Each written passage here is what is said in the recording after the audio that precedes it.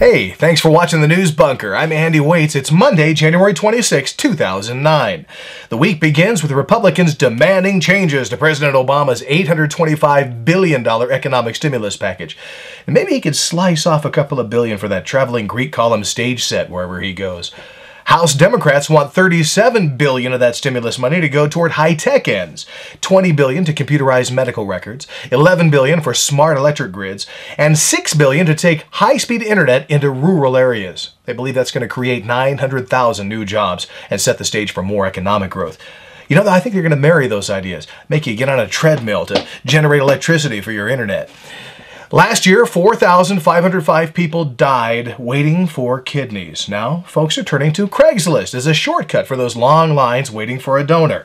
And it's working. Turns out, it might be a good way to find someone who has a heart and an extra kidney. Illinois Governor Rod Blagojevich says he considered offering Obama's Senate seat to Oprah, but he thought it might be perceived as a publicity stunt. But, you know, if anybody had the money to pay for it, yeah. Well, more people than the unemployment line this week. Sprint Nextel has 8,000 sprinting for another job. Home Depot is sending 7,000 home, and Caterpillar is cutting off a whopping 20,000. So, if you're looking for a job, mark those three companies off your list.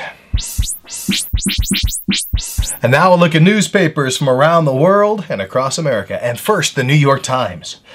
In case you thought U.S. troops were out of things to do in Iraq, elections are coming up, so here's a team protecting a wall with posters on it.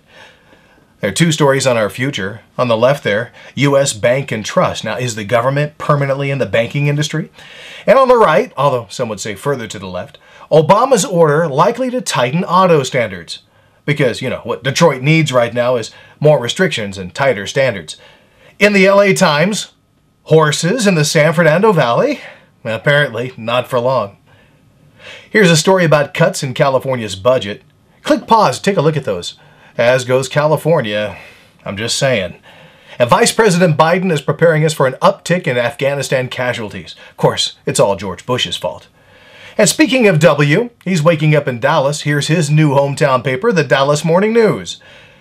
This 17-year-old moved to the United States in 7th grade. Now he's fielding offers from Rice and MIT. The secret? Well, he's smart. And he learned to speak English. And remember that 100-0 basketball game? So embarrassing. Well, the coach has been fired now. So there's another one in the unemployment line. You've seen the commercials on TV for the Snuggie. It's that warm cover-up for people who can't quite figure out how to work a blanket. You may be wondering, who would buy this thing?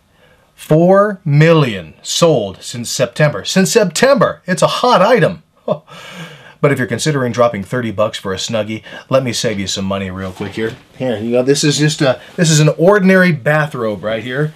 Here's what you do. Put your arm in one side. Oh, it's on backwards. Fits perfectly.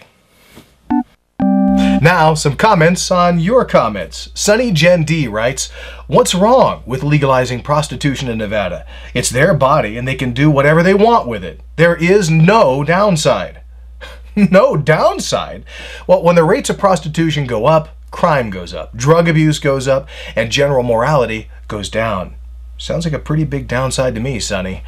You know what, Jen? I do appreciate you writing in and watching the News Bunker too. Thanks a lot. And finally, the pearl of wisdom. Paul Newman would have been 84 today if he hadn't died back in September. Now, Paul wasn't just one of the finest actors of the 20th century. He was a race car enthusiast and one of the most philanthropic people to ever walk the earth. He used 100% of the proceeds from his Newman's Own brands to fund charities of his choosing. Since 1982, that's been over $260 million, much of it going to help seriously ill children. This was a man with a gigantic heart. Paul Newman said, "If you don't have enemies, you don't have character." Well, that's it from the News Bunker. There's more news tomorrow. Leave a comment, take a mint. And every time someone clicks the yellow subscribe button, an angel gets his wings. Check back in Monday through Friday for more reports from the News Bunker. I'm Andy Waits. Thank you for watching.